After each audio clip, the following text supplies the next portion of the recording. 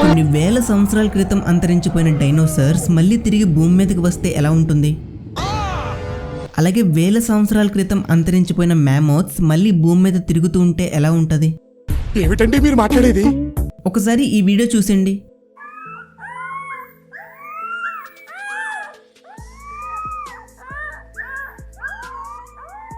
Cute, sweet. ఇవి చూడ్డానికి క్యూట్గా ఉన్నాయి కదా, కానీ ఇవి పెరిగి పెద్ద అయిన తర్వాత వీటిని మనం చూస్తే మనకి భయం పుడుతుంది. వీటిని డైర్ ఊల్ఫ్స్ అంటారు. ఇవి దాదాపు 12,500 సంవత్సరాల క్రితం అంతరించిపోయాయి. అలా అన్ని సంవత్సరాల క్రితం అంతరించిపోయిన ఈ డైర్ ఊల్ఫ్స్ రీసెంట్ గా కొలోసిల్ బయోసైన్సెస్ అనే ఒక కంపెనీ వాళ్ళు వీటిని మళ్ళీ భూమి మీద పుట్టించారు. వేల సంవత్సరాల క్రితం అంతరించిపోయిన ఈ డైర్ ఊల్ఫ్స్ ని మళ్ళీ తిరిగి ఎలా పుట్టించారు? ఈ గ్రే ఊల్ఫ్స్ కి డైర్ ఊల్ఫ్స్ కి మధ్య ఉన్న డిఫరెన్స్ ఏంటి? ఇలా అంతరించిపోయిన జీవులన్నీ తిరిగి మళ్ళీ పుట్టిస్తే మనకేమైనా ప్రమాదం ఉందా? ఇలా అంతరించిపోయిన జీవులన్నీ మళ్ళీ పుట్టించడం మంచిదా కాదా? ఇవన్నీ ఈ వీడియోలో క్లారిటీగా చెప్పుకుందాం. పాయింట్ వైజ్ గా చెప్పుకుందాం. ఈ వీడియో ఎక్కడ స్కిప్ చేయకుండా లాస్ట్ వరకు చూడండి. అండ్ ఇంకా ఎవరైనా ఛానల్ ని సబ్స్క్రైబ్ చేయకుండా ఈ వీడియో చూస్తూ ఉంటే ఛానల్ ని సబ్స్క్రైబ్ చేసుకోండి.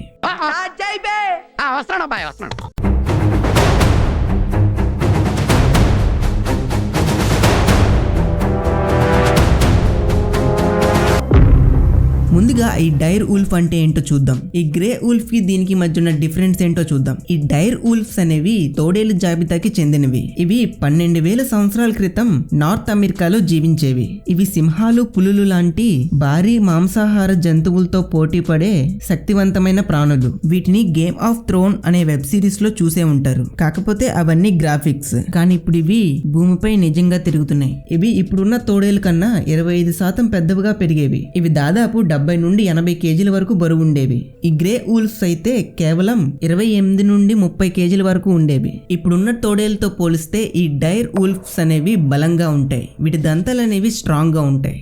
ఇప్పుడు రీసెంట్ గా భూమి మీదకి వచ్చిన ఈ డైర్ ఊల్ఫ్స్ గురించి మాట్లాడుకుందాం. వేల సంవత్సరాల క్రితం అంతరించిపోయిన వీటిని మళ్ళీ తిరిగి ఎలా రప్పించారో చూద్దాం.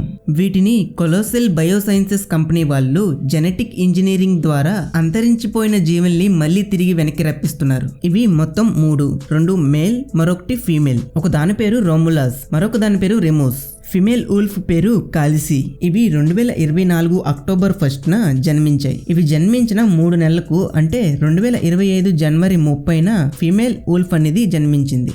వీటిని 13,000 సంవత్సరాల క్రితం నాటి డైర్ ఊల్ఫ్ దంతాలు, 72,000 సంవత్సరాల క్రితం నాటి డైర్ ఊల్ఫ్ పుర్రే, వీటి నుండి సేకరించిన డిఎన్ఏ, ప్రస్తుతం భూమిపై వీటిని పోలి ఉండే గ్రే ఊల్ఫ్ డిఎన్ఏను క్లోనింగ్ చేసి ఈ గ్రే ఊల్ఫ్ నుండి కలెక్ట్ చేసిన ఎగ్స్ లో ఈ క్లోనింగ్ చేసిన డిఎన్ఏ ఫెర్టిలైజ్ చేయించి ఈ ఫెర్టిలైజ్డ్ చేసిన ఎగ్ ను ఒక కుక్క గర్భంలోకి ప్రవేశపెట్టారు. దీని ఫలితమే ఈ డైర్ ఊల్ఫ్స్. What a vision. What a thought.